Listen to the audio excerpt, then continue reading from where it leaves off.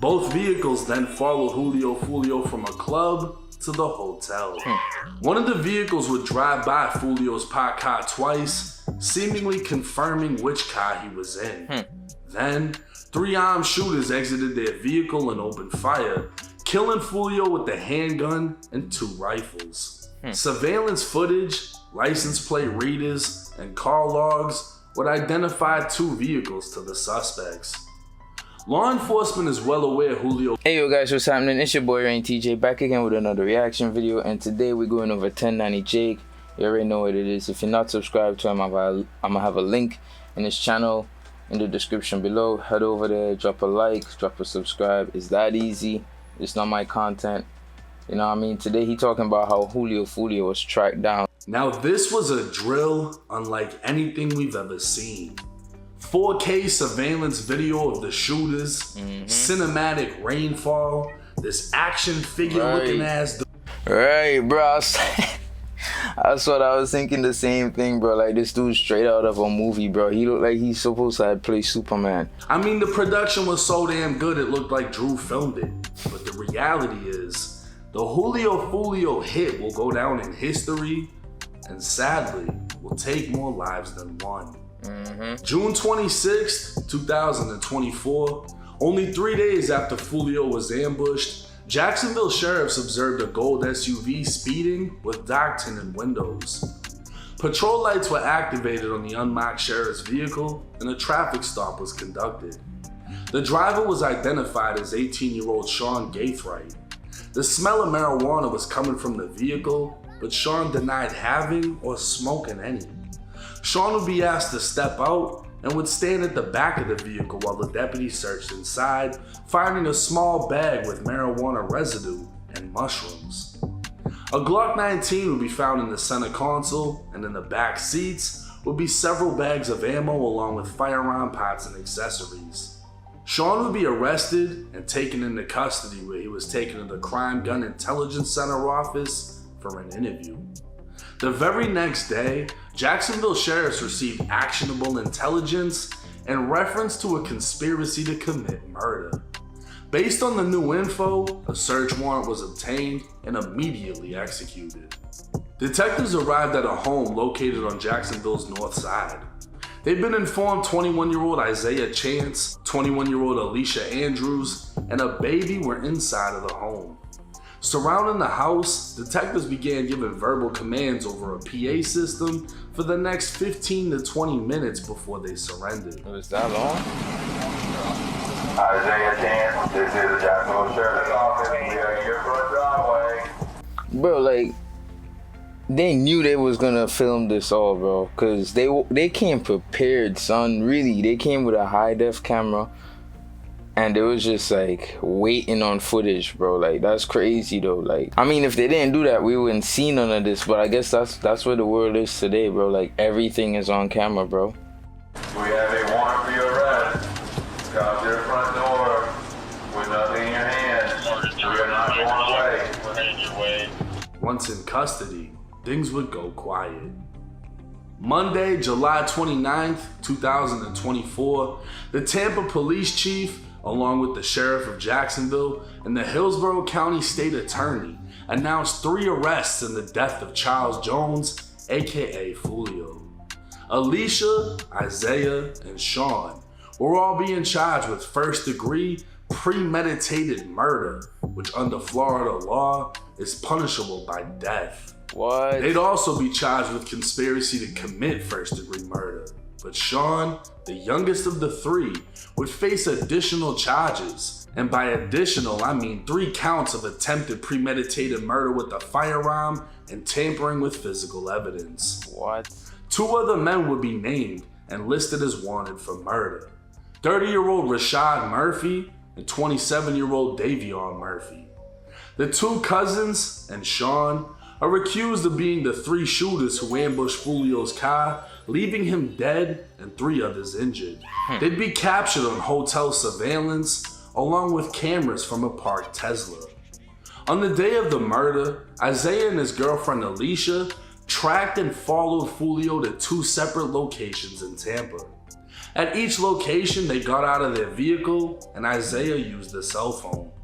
After the cell phone communication, suspects in a second vehicle arrived at each location. You see how they get caught? Like, you can't, if you gotta communicate with people live, you might as well don't even bother, bro. Both vehicles then followed Julio Foolio from a club to the hotel. One of the vehicles would drive by Foolio's parked car twice, seemingly confirming which car he was in. Then, 3 armed shooters exited their vehicle and opened fire, killing Foolio with the handgun and 2 rifles. Surveillance footage, license plate readers, and car logs would identify 2 vehicles to the suspects. Law enforcement is well aware Julio Foolio was from 6 Block and rivaled rapper Young and Ace, who was ATK. ATK being short for Aim to Kill, or Ace's top killers. Come to find out, Isaiah is a documented member of ATK, while the Murphy cousins are documented members / affiliates of another gang known as 1200, with both ATK and 1200 being allies. The war between the 2 gangs has been going on well over a decade, resulting in dozens of murders on both sides, and now law enforcement believes all of the listed suspects work together to track and kill Julio Foolio. Yo, so that's the first string, gang. That's the first string, the first connection to Young and Ace. You think he ordered it or not? Like, comment down below, let me know. Once again, this is not my footage, but everybody been talking about this, so there's mad, assumptions out there, but this is the first real documented string. Like, one of the accused is a documented member of ATK, and 2 of the other accused are documented members of an affiliate gang. Isaiah would be more commonly known as Gutter Zay, and his one and only rap video would eerily resemble the night Foolio was killed, even though it was recorded 10 months prior. His girlfriend, Alicia, is rumored by fans to have been one of the females at Julio Foolio's Airbnb party. Tuesday, July 30th, 2024, with the help of U.S. Marshals, Jacksonville sheriffs were able to locate Rashad Murphy in an apartment complex in southwest Jacksonville after midnight. SWAT would arrive at the scene as it was now a standoff, with Rashad refusing to come out and allegedly on FaceTime with his girlfriend with a gun to his own head. What? Rashad would eventually surrender and be placed into custody, and at this time, only Davion Murphy is on the run. Bro, that's crazy, bro. And I don't really like when people do that, bro. Like, stand on it. Stand on it. You do what you do, stand on it. You make your plans, and if your plans ain't work and you get caught, stand on it. Like, as far as Sean, not much is known about the 18-year-old. But what is known is in his arrest report, he was arrested for speeding, found with drugs and a gun, and was transported to an interview room. The next day, Jacksonville sheriffs received actionable intelligence in reference to a conspiracy to commit murder. oh yeah. So the theory is, your boy Sean probably snitched, because they caught him speeding with gun, with weapons, drugs, whatever. And the very next day, bro, all of a sudden, the other 2 members are, you know what I mean? Now, it's too early to know for sure, but for Sean to get arrested for something unrelated, and the very next day, sheriffs have enough info to grab Isaiah and Alicia, it sounds like Sean may have already folded in the case. With him being the youngest involved, and now accused as being a shooter, it wouldn't be that hard to imagine, but we'll just have to wait and see how the case plays out. Now, in the beginning of the video, I told y'all that the Julio Foolio hit is going to take more lives than one. And what I mean by that is, they're not going to get out of this situation. I don't like it. Apparently, allegedly, there's been a lot of unfollows regarding the people that have been arrested. I'm not going to get into who unfollowed who, because the police are going to put all this shit together. And the amount of evidence that a lot of people on YouTube are trying to put together, like, oh, this dude's not in this gang, he's really in that gang. Let the police figure that out. You don't have to do it for them unless you're really just trying to get a badge. Let them figure it out. They're saying one of them is this gang, let it be. They're saying this is how it happened. No, this is how it. Let them figure it out. We don't have to piece it together. We piece it together when we get the paperwork because that's what they got. We're not giving them new information. We're using the information that they got. But I'll say this. Seeing everything we've seen and not even getting into everything that they have as far as the police, I don't see them getting out of this situation. I don't see them, for one, having the money to fight this case. Nah. For two, the cell phone logs that they're about to put together are gonna trace them all the way from Jacksonville to Tampa. And here's the thing about cell phones. You always have it on you, bro. Like, in the court of law, that's like the immediate punchline, if you want to call it that.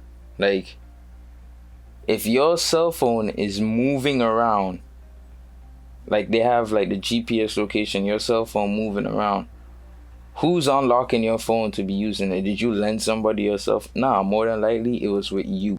To each location Foolio was at, and then obviously leading up to the murder. It's gonna be similar to the YNW Melly case, how they were able to use T-Mobile to track his cell phone location.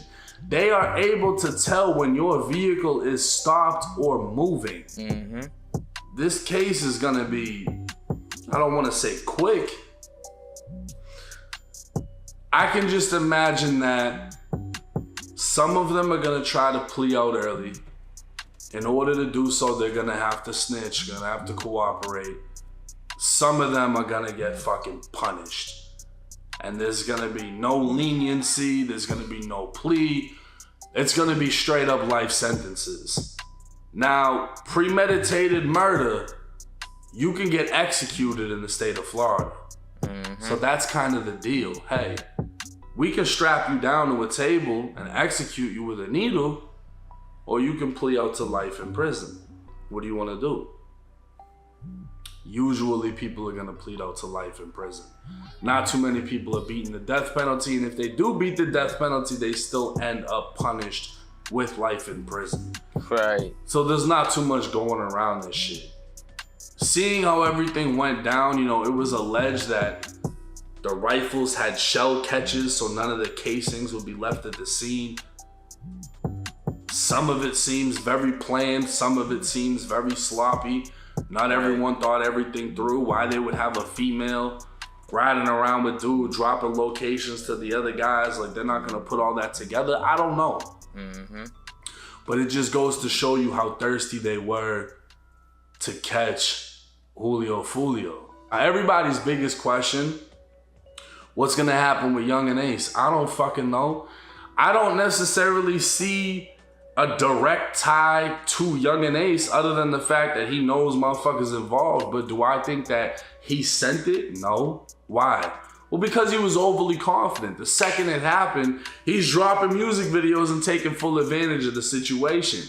If I had just did something or played a major role in some shit and it happened, I'm not saying a fuck thing. I'd be like, damn, that sucks. I had nothing to do with it. That's a good point. But if I didn't have nothing... That's a good point. Nobody had mentioned that point yet before. Mad people been talking about it for the past month, saying, yeah, because he dropped a song, he probably was involved. But that's a real good point. If you really were involved, you probably would not do that. That's the last thing any gangster with sense would do. So that's a good point. And to do with it, I'm gonna be like, damn, I'm gonna take full advantage. And that's exactly what he's doing. He's an artist. He's been dissed multiple times. Julio Foolio's biggest disses are dissing Young and Ace's closest people that were killed right in front of him. So nobody can understand Young and Ace's pain. All right. Nobody can say, oh, you should be the bigger person and nah. Fuck that. You just witnessed 3 of your closest people get killed and you almost died. I don't know what is gonna happen in this case. I'm obviously intrigued and I'm gonna keep y'all updated. Do I think Young and Ace played a role? I'm gonna say no. And I'll let y'all argue that or agree with it. We'll see in the comment section how it goes.